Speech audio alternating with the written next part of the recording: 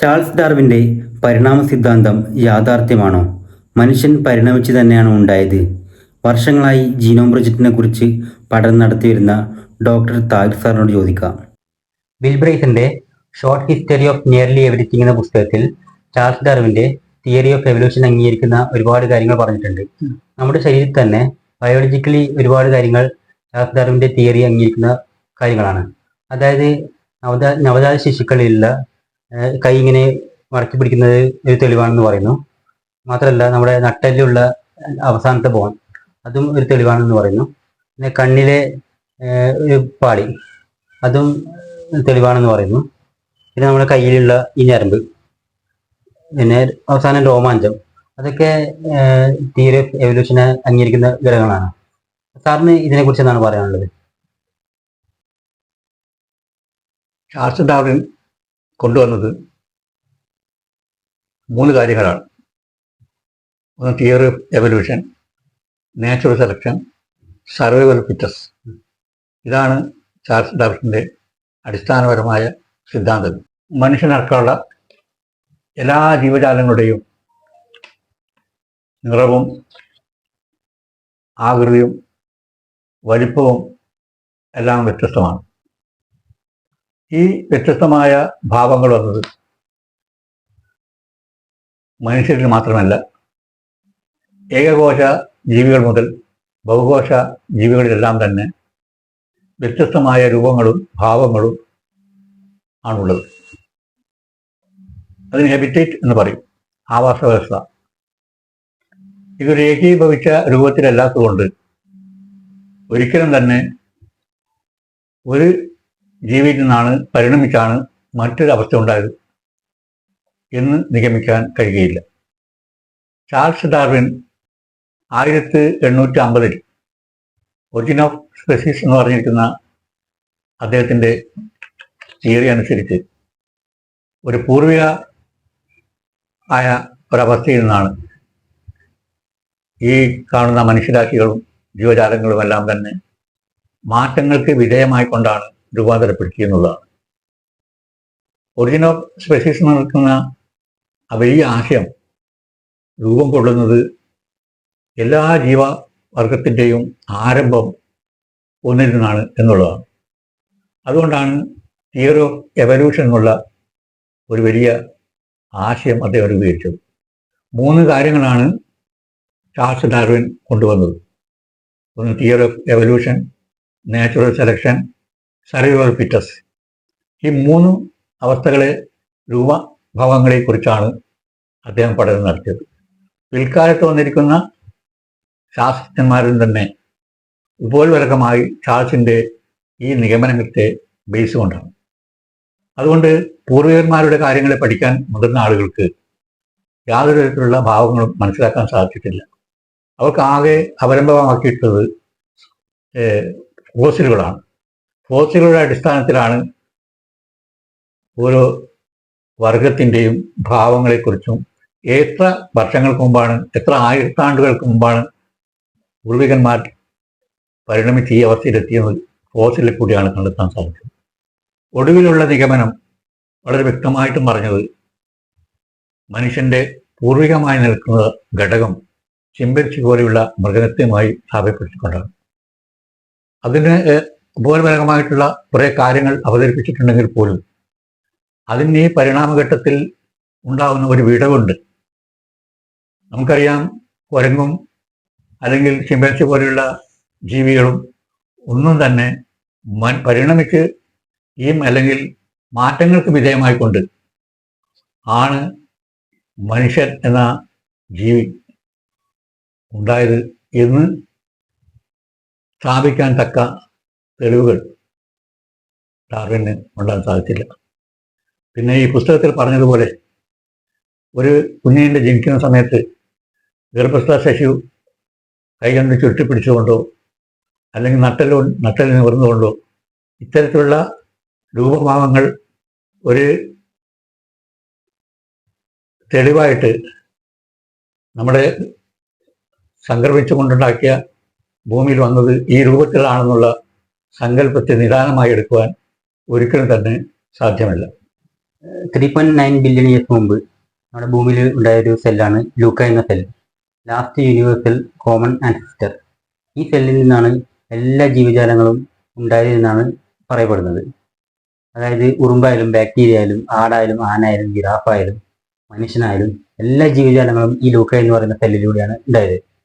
അതിനെക്കുറിച്ച് സാറിന്റെ അഭിപ്രായം എന്താണ്? ഭൂമിയിലുള്ള ജീവജാലങ്ങളുടെ എല്ലാം തന്നെ ആരംഭം ഏകകോശ ജീവിയിൽ നിന്നാണെന്നും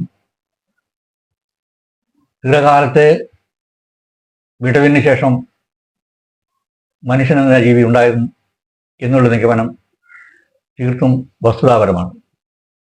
എന്നാൽ ഇതിനെയൊക്കെ തന്നെ തിരുത്തൽപ്പെടുന്ന ഒരു പഠനമാണ് ഇന്ന് നടന്നിരിക്കുന്നത്. 1990 ആരംഭിച്ച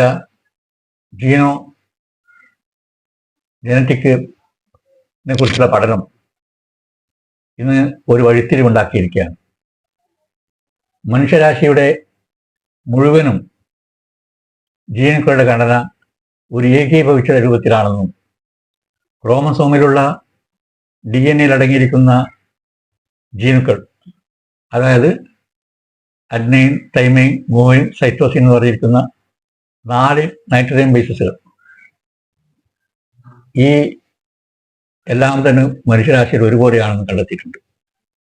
ഇത് പഠനം നടത്തിയത് 1990-കളിലാണ്. 6 രാജ്യങ്ങളാണ് ഇതിന് ഉപോത്ഫലകമായി നിലയിൽ അവതരിച്ചത്. USA, UK,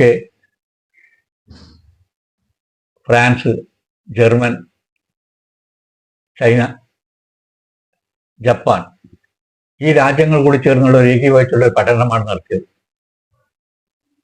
20ഓളം യൂണിവേഴ്സിറ്റികൾ ഒന്നായി ചേർന്നുകൊണ്ട് $3 ബില്യൺ ഇതിന് വേണ്ടി ചെലവിച്ചത്. ഈ രാഷ്ട്രത്തലവന്മാരെല്ലാം തന്നെ ഒരേപോലെ ഇതിന് സഹകരിക്കുകയും അവരുടെ ശാസ്ത്രജ്ഞന്മാർ ഏകീഭവിച്ചുകൊണ്ടുള്ള ഒരു പഠനം നടത്തുകയും ചെയ്തതിൻ്റെ പരിണതഫലമായിട്ട് എത്തിയ നിഗമനമാണ് 2003 ഏപ്രിൽ ഹ്യൂമൻ ജീനോം പ്രൊജക്റ്റ് കൊണ്ടുവന്നത്. അതായത് നമ്മുടെ ശരീരത്തിലെ ജീനുക്കൾ ടിയോടും GCയോടെ ചേരാൻ പാടുള്ളൂ. അങ്ങനെയുള്ള ജീനുക്കൾ 35,000 ജീനുക്കൾ നമ്മൾ ഒരു കോശത്തിലുണ്ടെന്നും 300 കോടി ATG നമ്മുടെ ശരീരത്തെ വളഞ്ഞിരിക്കുന്ന DNA-യിലുണ്ടെന്ന് കണ്ടെത്താൻ സാധിച്ചിട്ടുണ്ട്. അത്രമാത്രം ഒരു വിപുലമായ ഒരവസ്ഥയാണ് ജീനോം പ്രൊജക്റ്റിലെ കൂടി ലോകം കണ്ടത്. ഓരോ സെല്ലിലും 23,000 ജീനുക്കളുണ്ടെന്നും 300 കോടിയോളം DNA ഘടകമുണ്ടെന്നും കണ്ടെത്തിയതോടുകൂടി ഒരു പുതിയ സമൂലമായ ഒരു മാറ്റത്തിന് ഇന്ന് ലോകം കാഴ്ചവെച്ചിരിക്കുകയാണ്. ഈ ടെസ്റ്റിൽ കൂടെ നമ്മൾ ഒരു തുള്ളി സലൈവ് എടുത്ത് ലാബിൽ പോയി പരിശോധന നടത്തിയാൽ നമ്മുടെ ശരീരത്തിൻ്റെ എന്തെല്ലാം അവയവങ്ങളുടെ ഘടനയുണ്ട്, എന്തെല്ലാം രോഗങ്ങൾ ഉണ്ടാവാൻ സാധ്യതയുണ്ട്, ഇതൊക്കെ ഒരു ബ്ലൂ പ്രിന്റ് പോലെ നമ്മുടെ മുമ്പിൽ നിമിഷങ്ങൾക്കകം തിരിഞ്ഞു കിട്ടും. അങ്ങനെ കണ്ടെത്തിയതോടുകൂടി ഓരോ ജീവിയുടെയും ജീനുക്കളുടെ ഘടനകൾ വ്യത്യാസമാണെന്ന് കണ്ടെത്തി. ഏറ്റവും നമ്മുടെ സാധാരണ ഇന്ന് സംസാര വിഷയമായിരിക്കുന്ന ചിമ്പൻസി, കുരങ്ങ്, മങ്കി പോലെയുള്ള ജീവികളുടെ ജീനുക്കളെ പരിശോധിച്ചപ്പോൾ മനുഷ്യരുമായിട്ട് 98% മാത്രമേ യോജിക്കുന്നുള്ളൂ.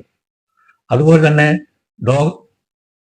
മങ്കിയെക്കുറിച്ച് നോക്കിയപ്പോൾ അതും 98%. ഡോഗുകൾ എടുത്ത് പരിശോധിച്ചപ്പോൾ 40%. അതുപോലെ തന്നെ മറ്റുള്ള ഓരോ ജീവികൾ നോക്കിയപ്പോൾ എല്ലാവർക്കും വ്യത്യസ്തമായ സീക്വൻസ് ആണുള്ളത്.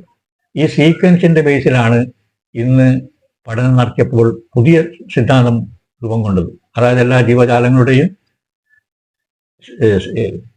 ജീനിന്റെ ഘടനകൾ വ്യത്യാസമാണെന്ന് കണ്ടെത്തിയോടുകൂടി ഒന്നിൽ നിന്ന് പരിണമിച്ചുണ്ടായതാണെന്നുള്ള ആ നിഗമനം തീർത്തും അബദ്ധമാണെന്ന് തെളിയിക്കപ്പെട്ടിരിക്കുകയാണ്. ഇന്ന് വളരെയേറെ അതിന് പ്രചാരം ലഭിച്ചുകൊണ്ടിരിക്കുകയാണ്. പഴയതുപോലെ നമുക്ക് ബ്ലഡ് ടെസ്റ്റ് ചെയ്തിട്ട് നമ്മുടെ രോഗാവസ്ഥയോ അല്ലെങ്കിൽ നമ്മുടെ ശരീരഘടനയോ മനസ്സിലാക്കുന്നതിന് പകരമായിട്ട് ഇന്നിപ്പോൾ കേവലം ഒരു തുള്ളി സലൈവ് എടുത്തുകൊണ്ട് നമ്മുടെ ഒരു ബ്ലൂ പ്രിന്റ് നമുക്ക് കിട്ടുന്നതിലേക്ക് എത്തി. അങ്ങനെ ജീനോ പ്രൊജക്റ്റ് വരികയും ജീനോ മാപ്പിംഗ് വരികയും ചെയ്തുകൊണ്ട് ഈ പറഞ്ഞിരിക്കുന്ന പഴയ സിദ്ധാന്തങ്ങളൊക്കെ തന്നെ മാറ്റിമറിക്കുകയും എവല്യൂഷൻ തിയറിയും അതുപോലെ സർവൈവൽ ഓഫ് ഫിറ്റസ് എന്നുള്ളതും നാച്ചുറൽ സെലക്ഷൻ എന്നുള്ള ആ സിദ്ധാന്തത്തിനൊക്കെ തന്നെ മങ്ങലേറ്റിരിക്കുകയാണ്. ഈ സിദ്ധാന്തം വന്നതോടുകൂടി ലോകത്ത് ഒരു അഭൂതപൂർവമായ ഒരു അത്ഭുതകരമായ മാറ്റം ഇന്ന് സംഭവിച്ചുകൊണ്ടിരിക്കുകയാണ്. ഈ രൂപത്തിൽ വരുമ്പോഴാണ് നമ്മുടെ മാറ്റമില്ലാത്ത ഒരു വസ്തുത നമ്മുടെ മുമ്പിൽ തെളിഞ്ഞു വരുന്നത്. ഏറ്റവും അധികം മനുഷ്യനെ എടുത്ത് ഉദ്ധരിക്കാൻ പറ്റുന്ന ഒരു ഘടകമാണ് മനുഷ്യന്റെ തലച്ചോറുള്ള വളർച്ച. മനുഷ്യന്റെ മസ്തിഷ്കം ഒരിക്കലും തന്നെ മറ്റു ഇതര ജീവികളിൽ നിന്ന് വളരെ വ്യത്യാസമാണെന്ന് കണ്ടെത്താൻ സാധിച്ചിട്ടുണ്ട്. മനുഷ്യന്റെ ഏറ്റവും അധികം നിയന്ത്രിക്കുന്ന മസ്തിഷ്കത്തിന്റെ ന്യൂറോൺസുകൾ, ന്യൂറോ ട്രാൻസ്മിറ്ററുകൾ കുറിച്ച് പഠനം നടത്തിയപ്പോൾ ഒരു ജീവിക്കും തന്നെ മനുഷ്യ ബ്രെയിനിലുള്ള പോലെയുള്ള ന്യൂറോ ട്രാൻസ്മിഷൻ നടക്കുന്നില്ല എന്നും പഠന റിപ്പോർട്ടുകൾ തെളിയിച്ചിട്ടുണ്ട്. നമ്മുടെ സ്വഭാവത്തെ രൂപീകരിക്കുന്ന ജീനുക്കളെ കണ്ടെത്തിയിട്ടുണ്ട്.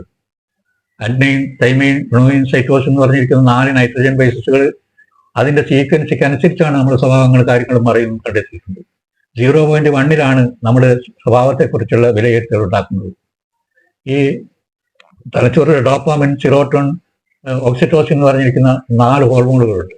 അതിലുള്ള ഈ ജീനുക്കളുടെ സീക്വൻസ് ആണ് നമ്മുടെ സ്വഭാവത്തെ രൂപാന്തരിക്കുന്നത്. ഡോപ്പാമിൻ എന്നത് ഹാപ്പി, സന്തോഷത്തിനുള്ള ഹോർമോണാണ്. ആ സന്തോഷത്തിലുള്ള ഹോർമോണിൽ അതിലുള്ള ഹോർമോണിന്റെ അകത്തുള്ള DNA വിളിക്കുന്ന ജീനുക്കൾ അതിന്റെ സീക്വൻസ് ഒരേപോലെയാണ്. ഏത് മനുഷ്യന്റെ പരിശോധിച്ചാലും ഹാപ്പി ഹോർമോൺ ഏതാണ് കണ്ടെത്താൻ വേണ്ടി സാധിക്കും. അതുപോലെ തന്നെയാണ് സിറോട്ടോൺ. സിറോട്ടോൺ എന്ന് പറഞ്ഞാൽ സാറ്റിസ്ഫാക്ഷൻ ആണ്, സംതൃപ്തി. അപ്പൊ മനുഷ്യന്റെ ആഗ്രഹങ്ങളും കാര്യങ്ങളൊക്കെ ഒരു സംതൃപ്തിയിലേക്ക് എത്തിക്കുന്നത് ഈ സിറോട്ടോൺ എന്ന് പറഞ്ഞ ഹോർമോണിലുള്ള ജീനുക്കളുടെ പ്രവർത്തനമാണ്. ഓക്സിറ്റോൺസ് എന്ന് പറഞ്ഞിരിക്കുന്ന ജീനാണ് ഏറ്റവും പ്രധാനപ്പെട്ടത്. അതാണ് നമ്മുടെ സ്നേഹത്തെ, ലവ് എന്നുള്ള ജീൻ. ആ ലവ് ജീൻ ഉണ്ടാവണമെങ്കിൽ മാത്രമേ നാം സ്നേഹം പ്രകടിപ്പിക്കുകയുള്ളൂ. അത് ഓക്സിറ്റോസിൻ എന്ന് പറഞ്ഞിരിക്കുന്ന ഹോർമോണിലാണ് ഈ ജീനുള്ളത്. അപ്പോൾ നമ്മുടെ സ്വഭാവത്തെ രൂപീകരിക്കാൻ പോലും ഈ ജീനിന്റെ പ്രക്രിയ ആവശ്യമായി വന്നിരിക്കെ, ഇത് മറ്റ് ജീവജാലങ്ങളിൽ ഒന്നും തന്നെ ഇങ്ങനെ ഒരു സംവിധാനം ഇല്ലാതിരിക്കെ നാം എങ്ങനെ പറയും പറ്റും നമ്മൾ കൺവേർഷൻ നടന്നിട്ടാണ് അല്ലെങ്കിൽ നമ്മൾ ഒരു പരിണമിച്ചിട്ടുണ്ടായത് എന്ന് ആ വാദം പൂർണ്ണമായിട്ടും തള്ളപ്പെട്ടു പോവുകയാണ്. അതുപോലെ അക്രമവാസന ഏറ്റവും പ്രധാനമായിട്ടുള്ള വിഷയമാണ്. മനുഷ്യനിൽ അക്രമവാസന ഉണ്ടായിരുന്നു. അതിന്റെ ജീനെയും കണ്ടെത്തിയിട്ടുണ്ട്. MAOA എന്ന് പറഞ്ഞിരിക്കുന്ന ഒരു ജീൻ ഇന്ന് കണ്ടെത്താൻ സാധിച്ചിട്ടുണ്ട്. ആ MAOA ജീൻ എന്നുള്ള ജീനുള്ള ആൾക്ക് അക്രമവാസന കൂടുന്നു എന്നും അവർക്ക് അതിന്റെ എൻവയോൺമെന്റ്, സാഹചര്യങ്ങൾ ഇല്ലാതാക്കി കൊടുക്കുക എന്ന് മാത്രമേ സാധിക്കുകയുള്ളൂ എന്നുള്ള ഏത് ജീനിനെ കുറിച്ചുള്ള പഠനം നടത്തിയപ്പോഴെല്ലാം തന്നെ അതിന് അവസരങ്ങൾ ഉണ്ടാക്കി കൊടുക്കുക എൻവയോൺമെന്റിന് ഒരു ഘടകമാണ്, പാരമ്പര്യം ഒരു ഘടകമാണ്, അതുപോലെ തന്നെ നമ്മുടെ ചുറ്റുപാടുകൾ. ഈ 3 ഘടകങ്ങൾ കൂടി ചേരുമ്പോഴാണ് നമ്മുടെ എല്ലാ ജീനുക്കളും സജീവമായി പ്രവർത്തിക്കുക. അത് നെഗറ്റീവായാലും പോസിറ്റീവായാലും തന്നെ പ്രവർത്തിച്ചുകൊണ്ടിരിക്കുന്ന ഒന്ന് വലിയൊരു ഘടകം നമ്മുടെ ആവാസ വ്യവസ്ഥതയുണ്ട്. ആ ആവാസ വ്യവസ്ഥയ്ക്കനുസരിച്ച് നമ്മുടെ സ്വഭാവത്തിന് രൂപാന്തരപ്പെടാൻ സാധിക്കും. അപ്പോൾ സ്നേഹം, ലവ് കാണിക്കുന്ന ഒരു ജീനുണ്ടെങ്കിൽ അത് പ്രകടിപ്പിക്കാനുള്ള അവസ്ഥ കിട്ടിയെങ്കിൽ ലവ് കാണിക്കും. അതേ അവസരത്തിൽ ഒരാൾ ക്രിമിനൽ ജീനുണ്ടെങ്കിൽ അവൻ ക്രിമിനൽ ചെയ്യാനുള്ള അവസ്ഥ കിട്ടുമ്പോൾ അവനത് പ്രകടിപ്പിക്കും. അപ്പൊ ഇതൊക്കെ തന്നെ മനുഷ്യൻ മസ്തിഷ്കത്തിലുള്ള പ്രവർത്തനം പോലെ ഒരു ജീവജാലങ്ങളിലും ഇല്ല എന്ന് കണ്ടെത്തിയോടുകൂടി മനുഷ്യൻ പരിണമിച്ചുണ്ടായതാണെന്ന് പറയുമ്പോൾ അതൊക്കെ തന്നെ അബദ്ധമായിട്ട് മാറിയിരിക്കുകയാണ്. നിങ്ങൾ ചിന്താപരമായ നിലയിൽ, സ്വാഭാവികമായ നിലയിൽ എല്ലാ മാറ്റത്തിന് വിധേയമായിരിക്കുകയാണ്. ഈ ഏപ്രിൽ 24-ാം തീയതിയാണ് ലോകത്ത് 2003 ഏപ്രിൽ 23-ാം തീയതിയാണ് ലോകത്ത് ഈ പ്രഖ്യാപനം നടത്തിയത്. അമേരിക്കയിലുള്ള ഏറ്റവും വലിയ ഉന്നതനായ ശാസ്ത്രജ്ഞനായിരിക്കുന്ന ജെയിംസ് വാട്സൺ ആണ് ഇതിന് രൂപഭാഗം കൊടുത്തത്. ഈ ജീനോ സീക്വൻസ് കണ്ടെത്താൻ ശ്രമിച്ചിരിക്കുന്ന അതിന്റെ തലവത്തിരിക്കുന്നത് ജെയിംസ് വാട്സൺ ആണ്. അദ്ദേഹമാണ് ഇതിന് രൂപഭാഗം കൊടുത്തത്. ആ അദ്ദേഹത്തിന്റെ രൂപഭാഗം കൊടുത്ത് പ്രഖ്യാപനം നടത്തുന്നത് അമേരിക്കയിൽ വെച്ചായിരുന്നു. അമേരിക്കൻ പ്രസിഡന്റും ഉണ്ടായിരിക്കുന്ന അന്നത്തെ പ്രസിഡന്റും അതുപോലെ തന്നെ ഈ ലോകത്തുള്ള എല്ലാ നേതാക്കന്മാരുടെയും സാന്നിധ്യത്തിലാണ് ഹ്യൂമൻ ജീനോം പ്രൊജക്ട് ലോകത്ത് അവതരിപ്പിച്ചത്. അതിന്റെ കണ്ടിന്യൂഷൻ ഇപ്പോൾ 20 വർഷങ്ങളായി നടന്നുകൊണ്ടിരിക്കുകയാണ്. അതിന്റെ പ്രോസസ്സ് ഇന്ന് ലോകത്തെമ്പാടും നടന്നുകൊണ്ടിരിക്കുന്നു. രോഗനിർണയം നടത്താൻ വേണ്ടി എല്ലാം ജീനുക്കളുടെ ടെസ്റ്റ് നടത്തിക്കൊണ്ടിരിക്കുകയാണ്. ഈ അവസ്ഥയിൽ നമ്മുടെ ചിന്താപരമായ അവസ്ഥകൾക്ക് മാറ്റം വന്നിരിക്കുന്നു. കോഗ്നേഷൻ, നമ്മളെ ആശയങ്ങൾ രൂപീകരിക്കാനും കോഗ്നേഷനിൽ കൂടി ഇന്ന് കാര്യങ്ങൾ വ്യക്തമായിക്കൊണ്ടിരിക്കുകയാണ്. അപ്പോൾ നമ്മുടെ ശാരീരികമായ വളർച്ച നിൽക്കുകയും അതേ വശത്തിൽ ബുദ്ധിപരമായ നിലയിൽ കോഗ്നേഷനിൽ കൂടി നമുക്ക് കാര്യങ്ങൾ നേടിക്കൊണ്ടിരിക്കുകയാണ്. ഇത് നമുക്ക് കാണാം.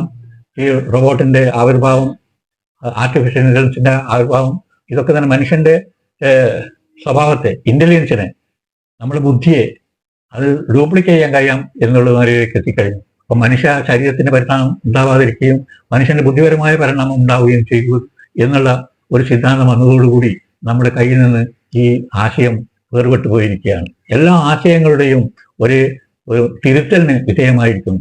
നാം എല്ലാം തന്നെ ചിന്തിക്കുന്നതിനും പ്രവർത്തിക്കുന്നതിൻ്റെയും മേഖലകളിൽ മാറിക്കൊണ്ടിരിക്കുകയാണ്.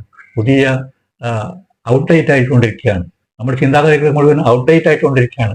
നിമിഷം പ്രതി നമ്മുടെ ചിന്താഗതിയും നമ്മുടെ പ്രവർത്തനങ്ങളും എല്ലാം തന്നെ ഔട്ട്ഡേറ്റ് ആയിക്കൊണ്ടിരിക്കുകയും നമ്മുടെ പുതിയ പുതിയ ആശയങ്ങൾ ഇന്ന് അപ്ഡേറ്റ് ആയിക്കൊണ്ടിരിക്കുകയും ചെയ്യുന്നതിൻ്റെ പ്രധാന ഘടകം ഈ ജീനുക്കളുടെ സീക്വൻസിന്റെ പ്രവർത്തനമാണ്. അതിന് മ്യൂട്ടേഷൻ നടന്നുകൊണ്ടിരിക്കുന്നു. ആ മ്യൂട്ടേഷൻ നടക്കുന്നതിനനുസരിച്ച് നമ്മുടെ രൂപഭാവങ്ങളും നമ്മുടെ ശാരീരികമായ ഭാവങ്ങൾ ഭൗതികമായ നിലയിൽ മാറ്റങ്ങൾ എത്തുമെങ്കിൽ പോലും ബുദ്ധിപരമായ നിലയിലുള്ള മാറ്റങ്ങൾക്ക് കാരണം ഈ ജീനുടെ പ്രവർത്തനം ഇന്ന് ഫലമാണെന്നും അതിന് എൻവയോൺമെന്റ് സാഹചര്യം അനിവാര്യമാണെന്നും അടുത്ത കാലത്തെ പഠനം കണ്ടെത്തിയിരിക്കുന്നു. അത് ഈ ഏപ്രിൽ മാസത്തിലാണ് ഇതിന്റെ ആരംഭം കുറിച്ചത്. ഈ 20 വർഷം കഴിഞ്ഞ് 20 വർഷം കഴിഞ്ഞ ഈ അവസരത്തിൽ ഏപ്രിൽ ഈ ജീനോം പ്രൊജക്ടിന്റെ ഏറ്റവും ആഘോഷിക്കുന്ന ഒരു ഘട്ടമായിട്ടൊന്ന് മാറിയിരിക്കുന്നു എന്നൊരു വസ്തു കൂടി ഞാനിവിടെ അറിയിക്കുകയാണ്. ഡോക്ടർ താഹിർ സാറിൽ നിന്നും ജീനോം പ്രൊജക്റ്റിനെ കുറിച്ചുള്ള വ്യക്തമായ അറിവുകൾ ലഭിച്ചെന്ന് കരുതുന്നു. മറ്റൊരു വീഡിയോ കാണാം. അതിലേക്കും ബൈ.